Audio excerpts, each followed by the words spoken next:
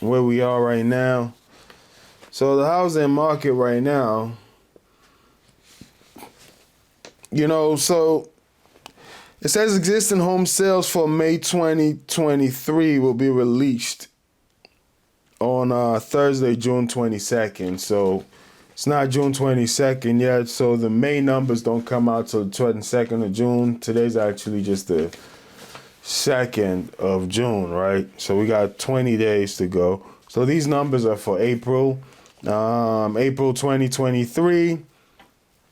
It says existing home sales decreased 3.4% in April 2023, with all four major U.S. Regions registered month-over-month and year-over-year sales decline.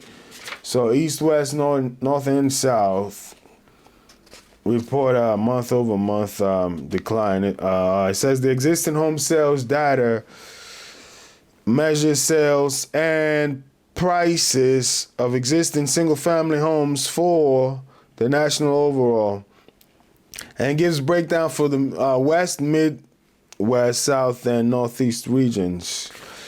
This is according to the National Association of Realtors. So existing home sales are down 3.4%.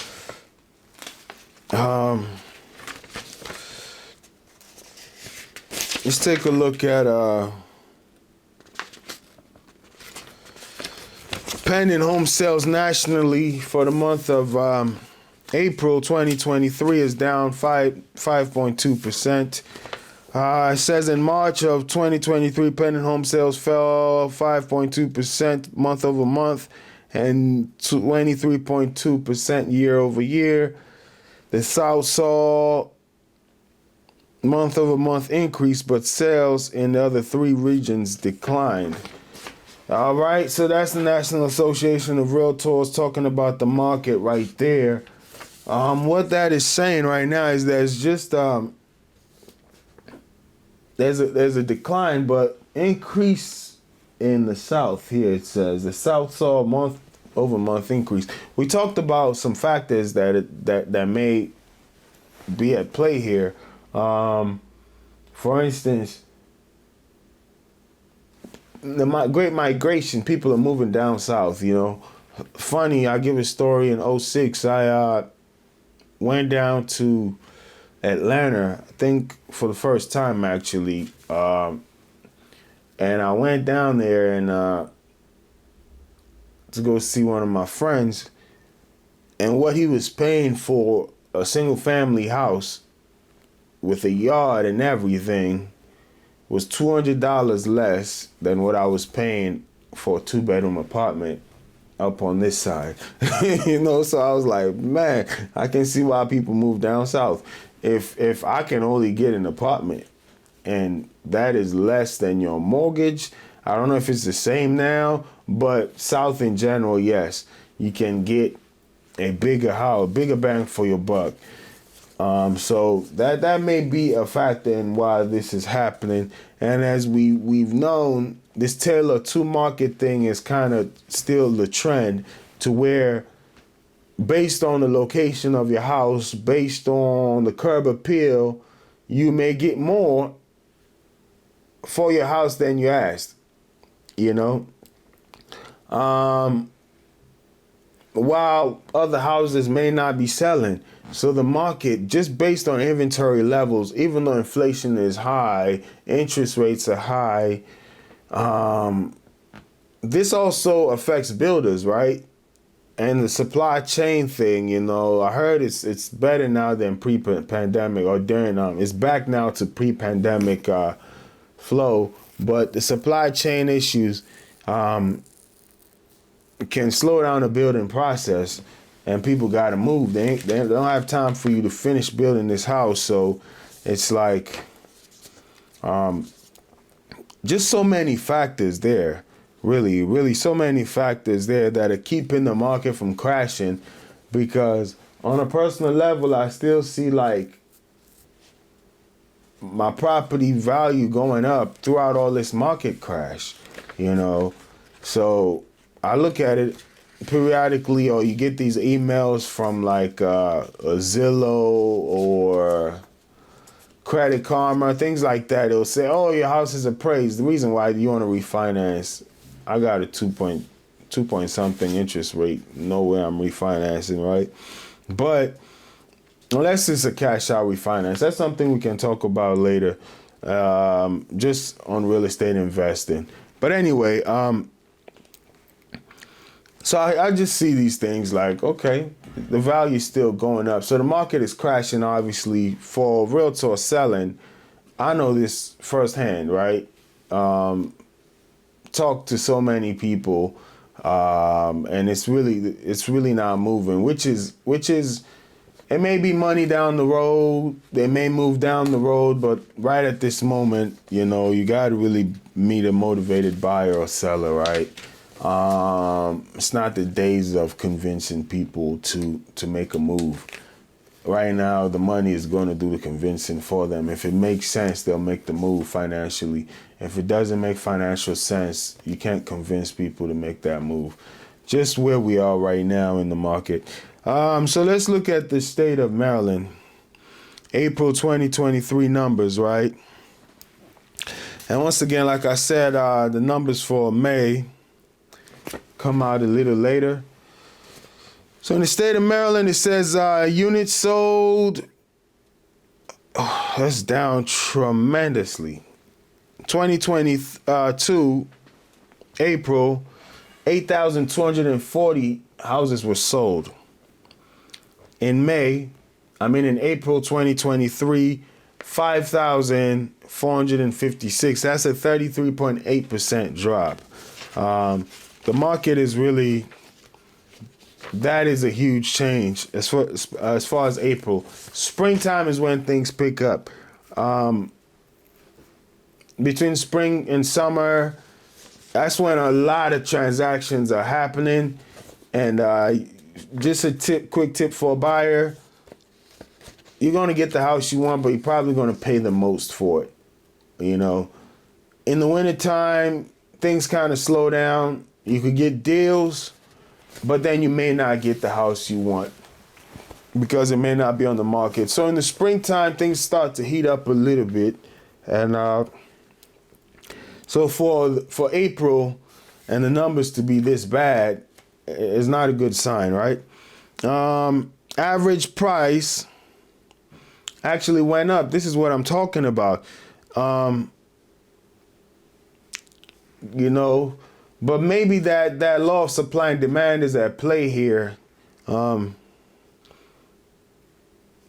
With less supply, inventory levels being low, the price goes up. And that's just what it is, even with the high interest rates and with everything else that are indicators that the market should be tanking and homeowners should be losing equity on their house. That is not what I have seen.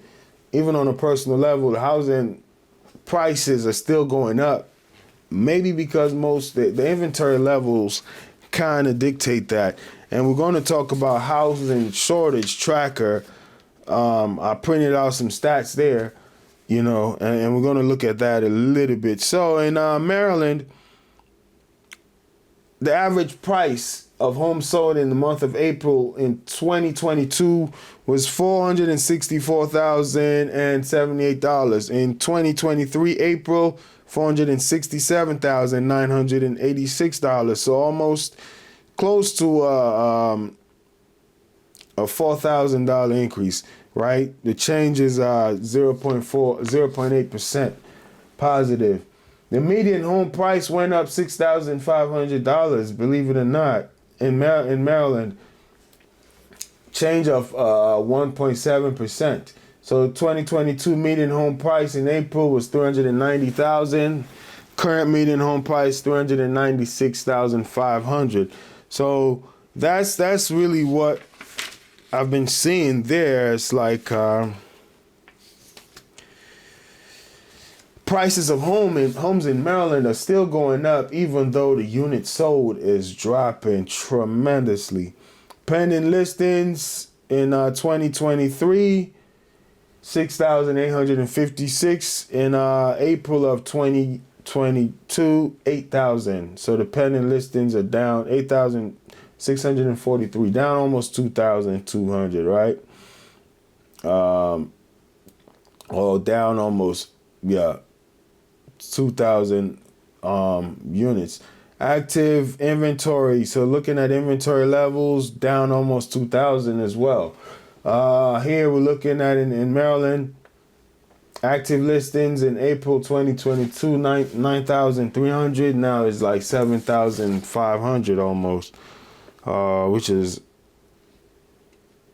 And then months of inventory. April 2023 got 1.2 months of inventory. Now we are at 1.1. It says new listings down from 10,008, almost 11,000 new listings to 6,500 new listings.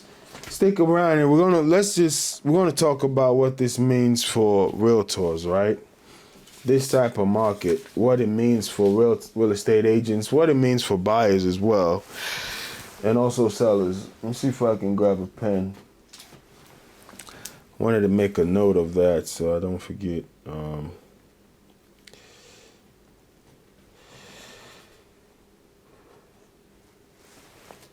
All right, so let's look at the housing shortage tracker. Once again, this is from National Association of Realtors. Those Maryland numbers came from the Maryland Association of Realtors. And this comes from the National Association of Realtors right here. Housing shortage tracker, it kind of explains what that means. And I printed it out because on the website you can kind of click on the market that you want to look at. So just the default setting is at Newark, Jersey, and PA. But I also looked at the Maryland, Washington, D.C., they call it DMV or whatever, Northern Virginia, which is Arlington, Alexandria, Northern Virginia. All right, so let's look at this. What does it say about the housing shortage tracker? It says, notes, a negative ratio shows that there were job losses in the area. We compared one-year job creation ending in September 2022 with the number of permits issued in the same period. So they look at jobs and how many people are getting permits to build houses or, things like that. Data is provided for metropolitan areas which have at least 100,000 total non-farm employees. So not a rural area is what they look at. Source, U.S. Census Bureau, U.S. Bureau of Labor Statistics. So that's how they used to calculate these numbers. So permits, single-family units in New York, 13,000 permits. Permits, total units, 63,000 permits. This is in New York, the Newark, Jersey area. New jobs, 452,000 new jobs. It's saying the housing shortage tracker computes how many new permits were issued in every new job in 174 metropolitan areas. Based on the historical average, one permit is issued for every 2 new jobs. However, that is not the case for many metropolitan areas, so it's just a general take right there. And in this area in D.C., we're talking about permits, 12,000 for single-family units. Total units, 31,000. New jobs, 88,800. All right. So let's just see with all these numbers here, what does that mean for a realtor right now?